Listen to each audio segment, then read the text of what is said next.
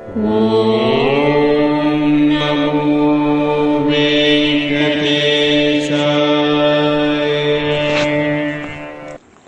లలిత సహస్రనామంలో డాకినీశ్వరి అమ్మవారి యొక్క నామాలు చెప్పుకుంటున్నాం. పశులోక భయంకరి వరకు అయింది. తరువాత నామం అమృతాది మహాశక్తి సంవృత డాకినీశ్వరి అని. ఇప్పుడు డాకినీశ్వరి అమ్మవారి యొక్క ధ్యాన శ్లోకం చెప్పుకున్నాం. అమ్మవారి యొక్క స్వరూపం చెప్పుకున్నాం. ఆవిడ యొక్క లక్షణం పశులోక భయంకరి అని చెప్పుకున్నాం. ఇప్పుడు ఇక్కడ ప్రతి చక్రంలోని విశేషం ఏంటంటే, ఆ చక్రంలో ఆ కమలంలో ఎన్ని దళాలు ఉన్నాయో ప్రతి దళానికి ఒక దేవత ఉంటూ ఉంటుంది. వీళ్ళు ఎవరంటే మాతృకావరణాలు, అంటే అక్షర దేవతలే. అక్కడ ఎన్ని కమలం రేకులు ఉన్నాయో అన్ని చొప్పున అక్కడ ఉంటూ ఉంటారన్నమాట. ఇప్పుడు 16 రేకుల కమలం చెప్పుకున్నాం విశుద్ధి చక్రం. అంటే ఇక్కడ అకారంతో మొదలుకొని 16 అక్షరాలు, అంటే అమ్మహ, అంటే ఆ ఆ ఈ మొత్తం 16 అన్నమాట. ఇలాగా ఈ 16 మంది అక్షర దేవతలు వీళ్ళు ఈ విశుద్ధి కమలంలో ఉంటారు, ఈ డాకినీశ్వరి దేవి చుట్టూత. అది చెప్తున్నారు, అమృతాది మహాశక్తి సంవృత అని. ఇప్పుడు ఈ అక్షర దేవతల యొక్క నామాలు కూడా వాళ్ళు ఏ అక్షరానికి అధిదేవతగా ఉన్నారో ఆ అక్షరంతో మొదలవుతూ ఉంటాయి. ఉదాహరణకి అకారంతో అమృత, అకారానికి అమృతాదేవి, ఆకారానికి ఆకర్షిణి, ఇకారానికి ఇంద్రాణి, ఈశ్వరి, ఇలాగా వీళ్ళు మాతృకావరణ దేవతలు. ఇక్కడ ఈ కమలంలో 16 మంది మాతృకావరణాలు ఇక్కడ ఉన్నారన్నమాట. ఇలాగా అమృత, ఆది మొదలైనటువంటి, అంటే మొత్తం ఆది శబ్దంతో మిగిలిన 16 మంది చెప్పబడుతున్నారు. అమృత మొదలైనటువంటి మొత్తం 16 మంది దేవతలతో సంవృత, ఆవరించబడినటువంటి తల్లి అని అర్థం. స్వచ్ఛంద తంత్రంలో ఈ విషయం కూడా చెప్తూ, ఈ షోడశాక్షరం 16 అక్షరాల స్వరూపం ఈ విశుద్ధ చక్రం. మధ్యగా డాకిని, మధ్యలో డాకినీదేవి, బాహ్యాపత్రేషు పరమేశ్వరి అమృతాది అక్షరాంతాస్యు, మధ్యలో కర్ణికలో డాకినీశ్వరి దేవి ఉండగా ఆవిడ చుట్టూతో కూడా ఈ 16 మంది అక్షర దేవతలు ఉన్నారు అని చెప్పేసి ఇక్కడ వర్ణించారు. అమృతాది మహాశక్తి సంవృత అని. తరువాత నామం డాకినీశ్వరి అని. డాకిన్యాఖ్య ఈశ్వరి ఇత్యర్థ. ఆవిడ పేరు డాకిని, అటువంటి డాకిని అనబడేటువంటి నామంతో ప్రకాశిస్తున్నటువంటి ఈశ్వరి కాబట్టి డాకిని ఈశ్వరి అని అమ్మవారికి నామం. తర్వాత శ్లోకాలు: అనాహతాబ్జ నిలయ శ్యామాభా వదనద్వయ దంష్ట్రోజ్వలాక్షమాలాదిధర రుధిర సంస్థిత.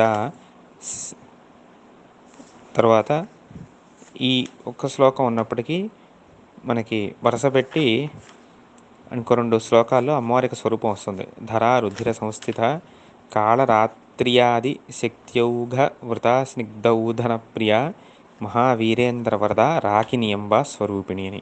అంటే ఇప్పుడు చెప్పబోయేటువంటి స్వరూపం ఈ నామాలు ఎవరు అంటే రాకినియంబ.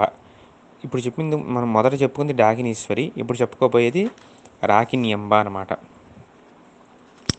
ఈవిడ ఎక్కడ ఉంటారంటే అనాహతాబ్జ నిలయ, అనాహత కమలంలో ఈవిడ ప్రకాశిస్తారు. ఈ షట్చక్రాల్లో ఈ అనాహత కమలం ఎక్కడ ఉందంటే మనలో కూడా చెప్పుకున్నదే అయినప్పటికీ హృదయే ద్వాదశ దళ కమలే, హృదయమునందు ఉంటుంది ఈ అనాహత చక్రం.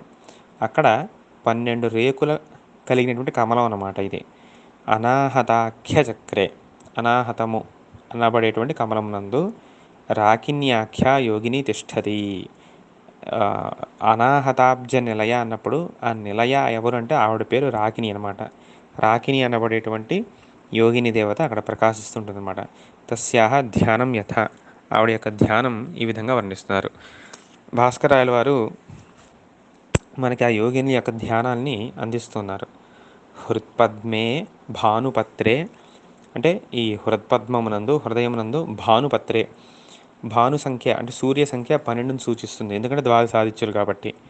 అంటే 12 రేకులు కలిగినటువంటి కమలమునందు ద్వివదన లసితాం, 2 శిరస్సులతో ప్రకాశిస్తూ దంష్ట్రిణీం, దంష్ట్రలు కలిగి శ్యామవర్ణం చామన ఛాయతో ఉంటూ అక్షమాలని శూలాన్ని, కపాలాన్ని,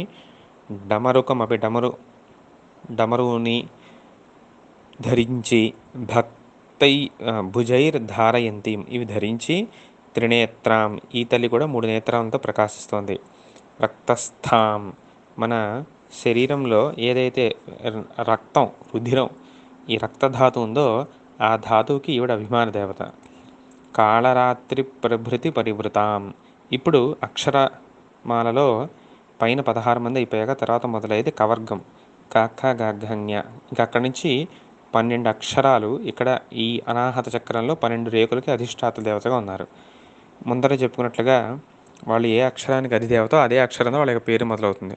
కకారంతో మొదలవుతుంది కాబట్టి ఇక్కడ 12 అక్షరాలు. కకారానికి కాళరాత్రి దేవి కాబట్టి కాళరాత్రి మొదలైనటువంటి 12 మంది మాతృకా వర్ణాలతో ప్రకాశిస్తున్నటువంటి ఈ తల్లి స్నిగ్ధ భక్తైక సక్తాం. స్నిగ్ధ భక్తైక సక్తాం, ఇక్కడ భక్తము అంటే భక్తోంధం అంటే అన్నం అని అర్థం. స్నిగ్ధ భక్తం అంటే నెయ్యితో చేసినటువంటి అన్నం అంటే ఈవిడికి ఇష్టం అన్నమాట. చక్కెర పొంగలి అటువంటిది అనుకోవచ్చు. శ్రీమద్ వీరేంద్రవంద్యాం, వీరేంద్రుల చేత నమస్కరించబడే తల్లి. అభిమత ఫలదాం, కోరికని ప్రసాదించే తల్లి.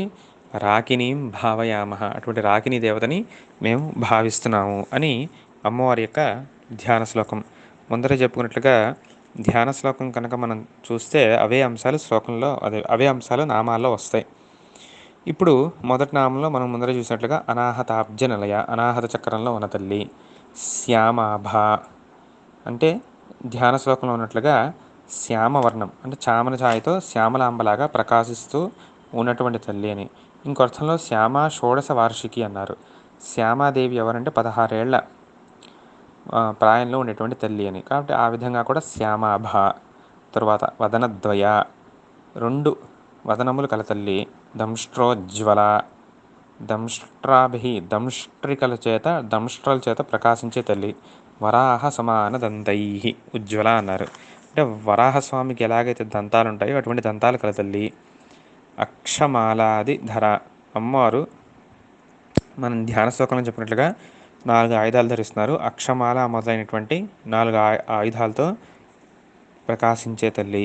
రుధిర సంస్థిత, మన శరీరంలో రక్తం, రుధిర ధాతుని నియంత్రించే తల్లి కాబట్టి రుధిరమునందు శోణితం అక్కడ ఉండేటువంటి తల్లి.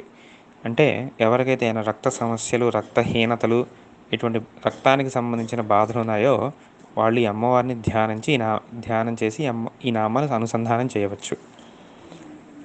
కాళరాత్ర్యాది శక్త్యౌఘ వృత, ముందర చెప్పినట్లుగా కాళరాత్రి మొదలైనటువంటి 12 మంది మాతృకా శక్తులతో ఆవరింపబడి ఉన్న తల్లి అని. ఇక్కడ ఈ కాళరాత్ర్యాది అన్నప్పుడు ఈ కాళరాత్రి అమ్మవారు ఎవరు అనేది కొద్దిగా వివరం ఇస్తున్నారు. ఆ అంశం రేపు చూద్దాం. స్వస్తి. శ్రీ మహాగణపతయ నమః. శివాయ గురవే నమః. శ్రీమాత్రే నమః.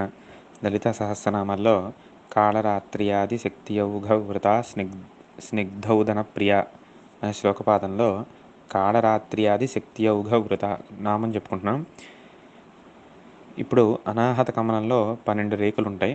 ఈ కమలంలో ఈ 12 రేకులకి ఒక్కొక్క రేకుకు చొప్పున ఒక్కొక్క దేవత అంటే మొత్తం 12 మంది ఈ అక్షర మాతృకా దేవతలకు ఉంటారని చెప్పుకున్నాం. 16 మంది విసిద్ధులు అయిపోయాక కకారంతో మొదలు పెట్టుకుని అంటే కకారానికి అధిష్టానమైనటువంటి కాళరాత్రియ దేవితో మొదలుకొని 12 మంది ఇక్కడ ఉంటారు అని. కాళరాత్రితో మొదలుకొని కాబట్టి కాళరాత్ర్యాది మొదలు శక్తియౌఘ, శక్తి సమూహము చేత ఆవరింపబడి ఉన్న తల్లి అని నామానికి అర్థం అన్నమాట.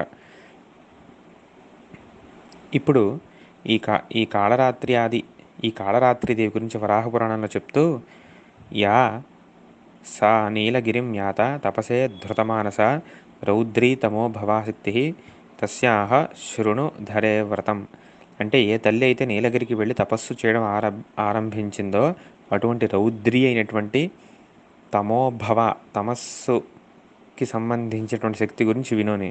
రౌద్రే తపోరతాదేవి తామసీ శక్తిరుత్తమ సంహారకారిణీ నామ్న కాళరాత్రీతి తాం విదుహు అని చెప్పేసి రౌద్రమునందు తపోరథముగా ఏ దేవి తామసి అయి ఉన్నదో, అంటే తమోగుణ అభిమాన దేవతగా ఉందో అటువంటి సంహారకారిణి అనేటువంటి శక్తి కాళరాత్రి అని చెప్పేసి చెప్తున్నారనమాట. ఆమె మొదలుకొని మిగిలిన శక్తులతో ఆవరించబడిన తల్లి అని అర్థం. తర్వాత నామం స్నిగ్ధ ఉదన ప్రియ అని. స్నిగ్ధ ఉదనం, స్నిగ్ధ ఓదనం అనమాట విడదీస్తే. ఓదనం అంటే అన్నం, స్నిగ్ధం అంటే ఘృతప్లుతం, నేతితో తడపబడిన, నేతిలో వండబడిన అన్నానికి స్నిగ్ధోదనం అని పేరు. అంటే ఈ చక్కెర పొంగళ్ళు ఎటువంటివి అని చెప్పుకోవచ్చు. అటువంటి అన్నము ఈ తల్లికి ఇష్టం కాబట్టి స్నిగ్ధోదన ప్రియ అన్నమాట. ఇప్పుడు ఈవిడ లక్షణం చెప్తూ, అంటే అంతవరకు డాకినీశ్వరి అమ్మవారి యొక్క లక్షణం చెప్తూ పశులోక భయంకరి అన్నారు. ఇక్కడ ఈవిడ యొక్క స్వభావం చెప్తూ మహావీరేంద్ర వరద అని చెప్పారనమాట.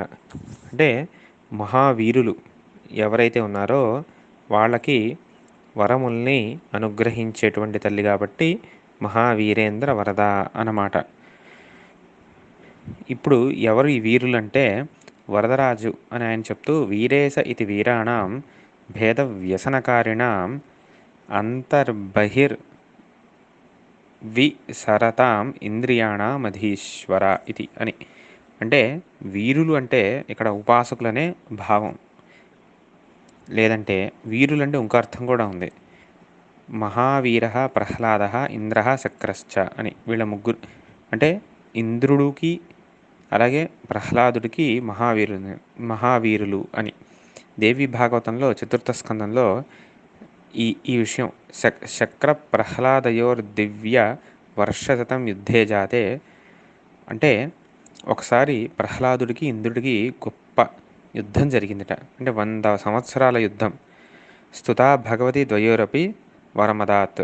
అప్పుడు వాళ్ళిద్దరూ అమ్మవారిని స్తుతించగా, అంటే ఆ యుద్ధ సందర్భంలో అమ్మవారు వాళ్ళకి వరం ఇచ్చిందనమాట.